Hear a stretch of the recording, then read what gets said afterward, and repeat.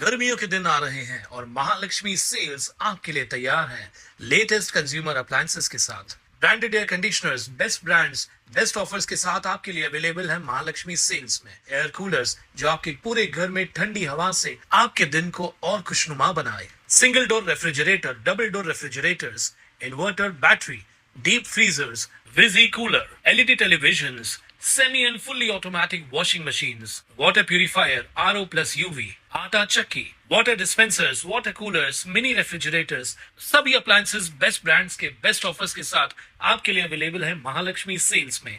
अंबरनाथमधील भाजप नगरसेविका मीनू सिंग यांनी अखेर आपलं उपोषण मागे घेतलंय।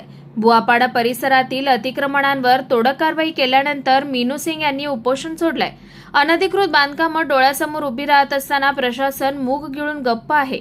न्याय मिळवण्यासाठी प्रत्येक वेळी नगरसेवकांनी उपोषणच करायचं का असा सवाल यानिमित्त भाजप गटनेते अभिजित करंजुले पाटील यांनी उपस्थित केलाय। अंबरनाथच्या बुवापाडा परिसरात सुरू असलेल्या अतिक्रमणांविरोधात वॉर्ड क्रमांक 4च्या नगरसेविका मीनू सिंग यांनी पालिकेच्या अतिक्रमण विभागात तक्रार केली होती, मात्र त्यावर कोणतीच कारवाई होत नव्हती। त्यामुळे मीनू सिंग यांनी उपोषणाचं हत्यार उपसलं होतं। मंगळवार बसून त्या आमरण उपोषणाला बसल्या होत्या। या दरम्यान त्यांची प्रकृतीही खालावली होती।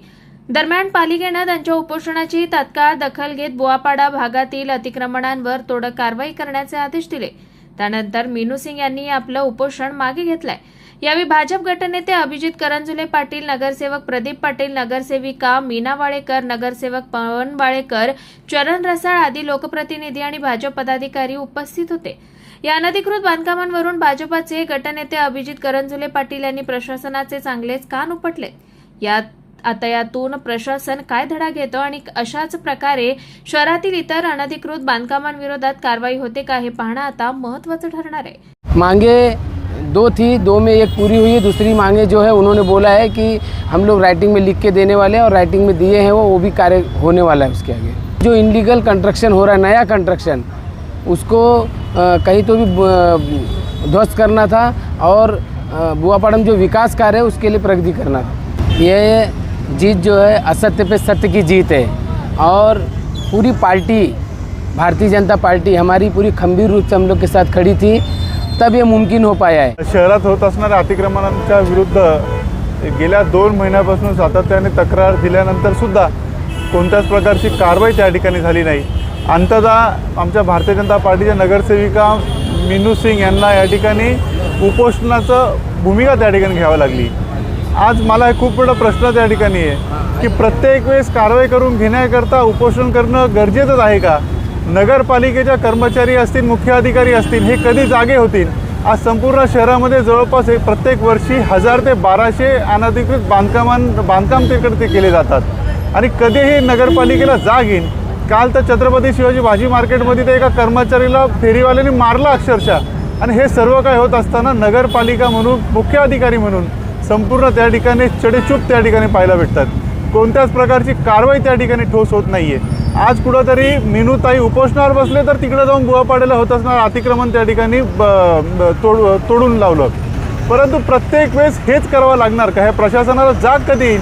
हा खूप मोठा प्रश्न आहे सर्वच आम्ही या ठिकाणी उपस्थित नगरसेवकांना, मग ते शिवसेनेचे असू किंवा भारतीय जनता पार्टीचे असू, सर्वांनाच तो एक खूप मोठा प्रश्न त्या ठिकाणी आला आहे। आपल्या शहराला लगत असणारं अंबरनाथ एवढं शहर बदलापूरला स्वतः त्याच ग्रेडचे मुख्य अधिकारी, अंबरनाथला त्याच ग्रेडचे मुख्य अधिकारी, परंतु बदलापूरला आपण पाहू शकतो की खूप कठोर कारवाई त्या ठिकाणी केली जाते। जवळपास आज 1000पेक्षा जास्त हॉकर्सला त्या ठिकाणी कारवाई केली गेली आहे। जवळपास 100हून अधिक भूखंड त्या ठिकाणी तोडण्यात आलेत। परंतु अंबरनाथमध्ये जेव्हा आपण पाहतो हे काहीच आपल्याला त्या ठिकाणी दिसत नाही। अलीकडच्या काळात कोणत्या तरी आमच्या पत्रकार बांधवाच्या बातमीनंतरच छाया हॉस्पिटलची ती गल्ली खाली करून घेण्यात आली, नाहीतर छाया हॉस्पिटल जाण्याकरता पण त्या ठिकाणी जागा नव्हती। तर मला हे कळत नाही आहे प्रशासन म्हणून किंवा अधिकारी म्हणून हे काय करतायत। मी ह्यापूर्वीसुद्धा बोललो होतो की आज पण पाहतोय तर आपण मुख्य अधिकारी साहेब ठाण्याला आहेत, त्यांना 2 जबाबदारी असल्यामुळे ते अंबरनाथला त्या ठिकाणी फुल टाईम देऊ शकत नाही।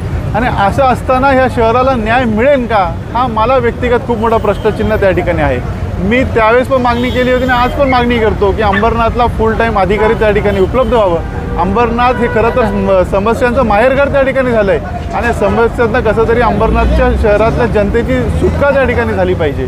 म्हणून मी तेव्हाही म्हटलं होतं, आजही म्हणतो की अंबरनाथला फुल टाईम मुख्य अधिकारी त्या ठिकाणी मिळालेच पाहिजे।